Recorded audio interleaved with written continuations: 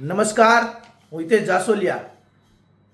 આજકાલ ચર્ચામાં બન્યો છે કે ગુજરાતની દીકરીને સરેઆમ આપ બેઇજ્જતી કરી રહ્યા છો, જેમને નીચું જોયા જેવું આપ કરી રહ્યા છો। જે બોગસ લેટર કાર્ડની વાત છે, ત્યારે આ તાલુકા પંચાયત કચેરીનો એક લેટર જે એવું કહે છે કે બોગસ છે, સાચો હોય બોગસ હોય એ તપાસનો વિષય છે, પરંતુ તમે તે દીકરીને રાત્રિ દરમિયાન ધરપકડ કરો છો। જ્યાં પ્રશાસન, જે પોલીસ ખાતાના આ સ્ટાર લઈને નીકળતા અધિકારીઓ, એમને શું ભાન નથી કે કઈ દીકરીને ક્યારે ઉચકવી? પોલીસ ખાતાના પ્રશાસનના જે સ્ટાર લઈને વર્દી પહેરીને જે પોતે નોકરી પર જ્યારે ચડવાના હોય ત્યારે એમણે જે નોલેજ અથવા તો અભ્યાસ કર્યો, શું એના અભ્યાસનો ભાન નથી કે કાયદાનું ભાન નથી એમને? તો આવી દીકરીઓને રાતે એમાં ધરપકડ કરવા જાય છે, આ દીકરીઓનું સરઘસ કાઢે છે, જાહેરમાં લઈ જાય છે, બદનામ કરે છે। જે દીકરીને સાક્ષી બનાવવાની હોય છે, જે દીકરી આ સાક્ષીમાં છે, એ દીકરીઓને કાયદાના પૂઠા ભણાવી અને ધારાસભ્ય અથવા તો અન્ય કોઈ પણ પ્રેશર, રાજકીય પ્રેશરના કારણે પોલીસ હાથો બને છે। તો આ ગુજરાતના તમામ વાલીઓ અથવા તો ગુજરાતના નાગરિક માટે આ કલંકરૂપ ઘટના છે કે ગુજરાતની દીકરી ઉપર આ કલંકરૂપ ઘટના છે કે આવા પોલીસ અધિકારીઓને ખ્યાલ આવવો જોઈએ કે કાયદાનો ભંગ કરવો તો શું થાય।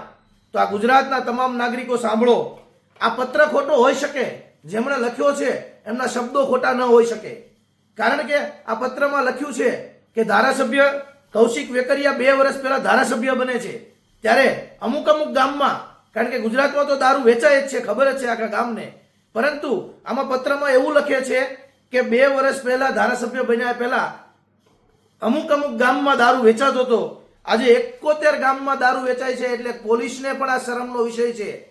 ગુજરાતના ગૃહ ખાતાને હર્ષભાઈ સંઘવી, માનનીય મુખ્યમંત્રી શ્રી અને માનનીય ગુજરાત પોલીસ વડા શ્રી, આ શરમ જેવો શબ્દ છે કે આ પત્રમાં, પત્ર કદાચ તમે આપ કહો છો કે લેટર ખોટો હોઈ શકે, પણ આ લખાણ સાચું હોઈ શકે, આ લખાણ સાચું હશે।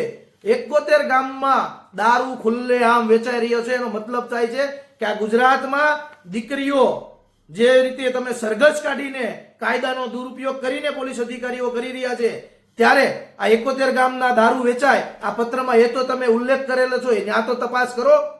તો તમારો કાયદો ક્યાં જાય છે પોલીસ અધિકારીઓ શ્રીઓ? આ પોલીસ અધિકારીઓને આ ખુલ્લી ચેતવણી છે કે 71 ગામમાં દારૂ વેચાય એવો પત્રમાં ઉલ્લેખ છે, તો એમનો તપાસ કેમ નથી કરતા? કે રાજકીય પોતાના વર્દી, સ્ટાર આ બધું લગાવવા માટે તમે ભણો છો, તો કાયદાનું નોલેજ છે તમને, તો કોઈના હાથા ન બનો, કોઈ ધારાસભ્યના હાથા ન બનો, અથવા તો કોઈ સાંસદ સભ્યના અથવા તો અન્ય કોઈ રાજકીય હાથા ન બનો।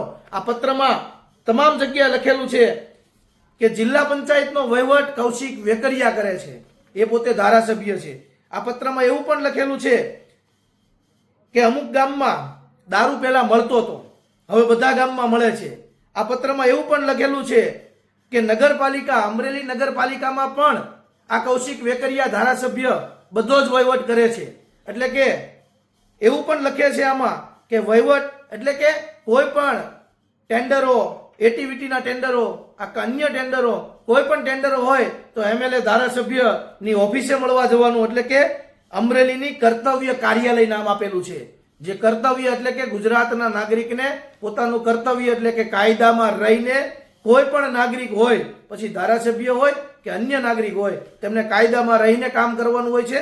તો આવા કર્તવ્ય શબ્દ ભાજપની કાર્ય પર લખેલા હોય અને આવા પત્ર લખાતા હોય તો આ શરમજનક બાબત છે કે આપના વિસ્તારમાં કૌશિકભાઈ વેકરિયા આ તમામ ગેરપ્રવૃત્તિઓ ચાલુ છે। તમે કહો છો આ લેટર ખોટો છે, હું માની શકું કે આ લેટર ખોટો હશે, પરંતુ આમાં શબ્દો લખેલા છે એ ખોટા ન હોઈ શકે। જેમણે પણ શબ્દ લખેલા છે એ ખોટા ન હોઈ શકે, ફરી કહું છું તમને, કારણ કે આ લેટરમાં શબ્દો છે પોલીસ અધિકારીને પણ અને ડીજીપી સાહેબ શ્રી ગૃહ વિભાગના ખાતાના શ્રી હર્ષભાઈ સંઘવી મંત્રીશ્રીને પણ નિવેદન છે કે આ પત્રમાં લખેલું છે, લખેલા મુજબ કાર્યવાહી કરો। ગૃહ ખાતા એટલે કે પોલીસ ડિપાર્ટમેન્ટ, અમરેલી એસપી સાહેબ અને ડીજીપી સાહેબ, ગુજરાત વડા, આ ચેતવણી છે કે આ પત્રમાં લખેલું છે 71 ગામમાં દારૂ મળે છે, તો આ 71 ગામમાં દારૂનું તમારે જે પ્રેક્ટિસ કરવી હોય, વિજિલન્સ ખાતાને પ્રેક્ટિસ કરવી હોય તો આ જગ્યા ઉપર રેડ પાડો, નકર 15 દિવસની અમે તમને ચેતવણી આપીએ છીએ। કાયદા કથાની ટીમ આ ગામે ગામે જઈને દારૂના અડ્ડાઓ સાથે તમને લાઈવ વિડીયા મોકલીશું અને તમે જાણજો કે આ ગામમાં દારૂ મળે છે. આ 15 દિવસની ચેતવણી છે. ગૃહ ખાતા વિભાગ અને પોલીસ ડિપાર્ટમેન્ટ અમરેલી ખાસ ચેતવણી છે કે આમાં લખેલા શબ્દો સાચા છે. કદાચ આ લેટર ખોટો હોઈ શકે પણ લખેલા શબ્દો એકદમ સાચા હોઈ શકે.